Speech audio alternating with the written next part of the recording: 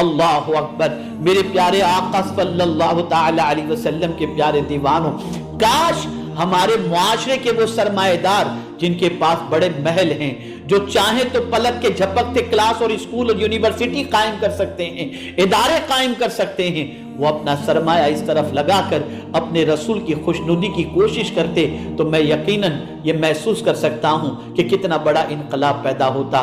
آج بھی مسلمانوں کی بستیاں ایسی ہیں جہاں پر ایک اسکول نظر نہیں آتی، آج بھی مسلمانوں کی ایسی بستیاں ہیں جہاں پر ایک مکتب یا دارالعلوم نظر نہیں آتا۔ ہماری قوم کے لوگوں کو اس طرف توجہ دینی چاہیے۔ اگر ہم یہ چاہتے ہیں کہ کسی مسلمان کے غلط اعمال کی بنیاد پر ہم پر کوئی چارج نہ لگائے تو ہمیں علمی انقلاب لانا ہوگا۔ علم ہی ہمارے مسلمانوں کی زندگی میں انقلاب لا سکتا ہے، اور علم کے ذریعے ہی ہم مسلمانوں کو زمین سے بلندی پر، زمین سے آسمان تک لے جا سکتے ہیں، زوال سے عروج تک لے جا سکتے ہیں۔ تو پیغمبر رحمت صلی اللہ علیہ وسلم نے انسانوں کی زندگی میں انقلاب کے لیے، اپنے ماننے والوں کی زندگی میں انقلاب کے لیے، پیغمبر رحمت صلی اللہ علیہ وسلم نے علم کو فرض کا درجہ دے دیا۔ اللہ اکبر، فرض کا درجہ دے کر، کمپلسری کر کے ہر ایک کو بتا دیا کہ اگر تم مجھ سے محبت کرتے ہو تو حصول علم کے اندر محنت و مشقت کرو۔ اس کے بعد رسول اعظم صلی اللہ علیہ وسلم نے دار ارقم کے اندر آیات الہی کے نزول کے بعد اس کی تشریحات، اس کی توضیحات، اس کے فوائد اور اس کے اسرار و رموز صحابہ کو بتاتے رہے۔ انسان ڈھلتے رہے، اچھے انسان بنتے رہے، اس لیے کہ وحی الہی کی روشنی کے اندر پیغمبر رحمت صلی اللہ علیہ وسلم تربیت فرما رہے ہیں۔ لیکن جیسا کہ میں نے عرض کیا تھا، ایج فیکٹر، اللہ اکبر، ہر عبادت کے لیے ایج کمپلسری ہے۔ اللہ اکبر، نماز فرض ہے لیکن اس کے لیے عاقل اور بالغ ہونا ضروری ہے۔ آپ زکوٰۃ کو لے لیجئے، آپ حج کو لے لیجئے، آپ روزے کو لے لیجئے، اللہ اکبر، ان ساری عبادتوں کے لیے ایج فیکٹر کمپلسری ہے، بالغ ہونا کمپلسری ہے۔ لیکن علم کے لیے سرکار نے یہ قید بھی اٹھا دی اور فرمایا اطلب العلم من المہد الی اللحد، ماں کی گود سے لے کر قبر کی گود تک علم حاصل کرو۔ آپ کتنا بڑا جذبہ آقا کریم صلی اللہ علیہ وسلم پیدا فرما رہے ہیں اپنے ماننے والوں کے لیے کہ کوئی ایج فیکٹر نہیں، اگر تم ماں کی گود میں ہو تو علم حاصل کرو، اور تمہیں کب تک علم حاصل کرنا ہے؟ قبر تک تمہیں علم حاصل کرنا ہے۔ اب کوئی اگر یہ تصور کرے میرے پاس جتنا علم ہے وہ انف ہے، کوئی یہ سوچے میں بالغ ہونے کے بعد علم حاصل کروں گا، اس سے پہلے میرے لیے مشکل ہے، نہیں، میرے پیارے آقا صلی اللہ علیہ وسلم کے پیارے دیوانوں، یہ آخر رسول اعظم صلی اللہ علیہ وسلم نے کیوں فرمایا کہ ماں کی گود سے لے کر قبر کی گود تک؟ یاد رکھیں، ماں صرف دودھ نہیں پلاتی، دودھ کے ساتھ اپنا کردار بھی پلاتی ہے، اپنا ایجوکیشن بھی پلاتی ہے۔ جن ماں نے دودھ کے ساتھ اپنے بچوں کو کردار پلایا وہ بڑے منوش ہو گئے، وہ بڑے انسان بن گئے، وہ طاقتور انسان بن گئے، وہ مقتدا بن گئے، وہ پیشوا بن گئے، وہ لوگوں کو سیدھے راستے پر چلانے والے بن گئے۔ اور ماں کے شکم میں پرورش پانے والا بچہ ماں کی عادتوں سے متاثر ہوتا ہے۔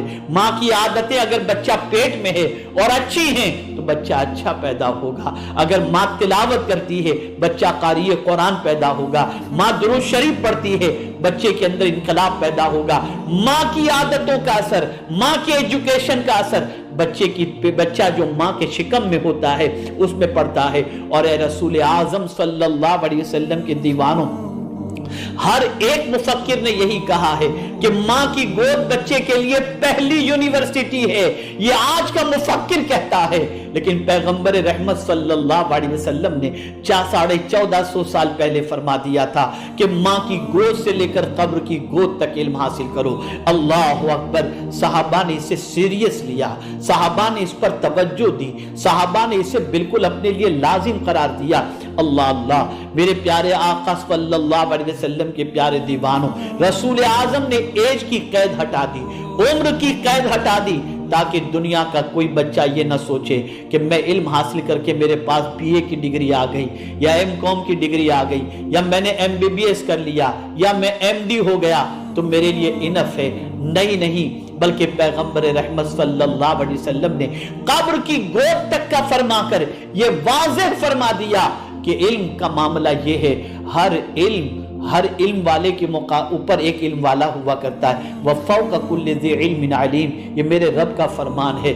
اللہ اکبر. میرے پیارے آقا صلی اللہ علیہ وسلم کے پیارے دیوانوں، اس لیے صحابہ نے کبھی اپنے آپ کو کمپلیٹ نہیں سمجھا، ہمیشہ پوری زندگی اپنے آپ کے لیے متعلم کی حیثیت سے تصور کرتے رہے اور زندگی گزارتے رہے. تو یہاں سے یہ بات سمجھ میں آئی کہ ماں کی گود سے لے کر قبر کی گود تک علم حاصل کرو. ہمیں ماں کی گود سے لے کر قبر کی گود تک علم حاصل کرنے کی طرف توجہ دینی چاہیے.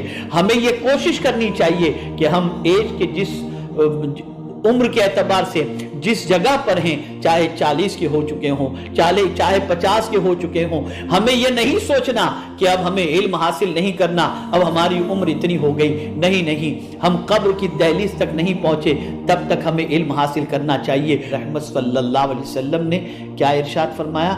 طلب العلم فریضۃ علی کل مسلم و مسلمہ. علم حاصل کرنا فرض ہے ہر مسلمان مرد اور عورت پر.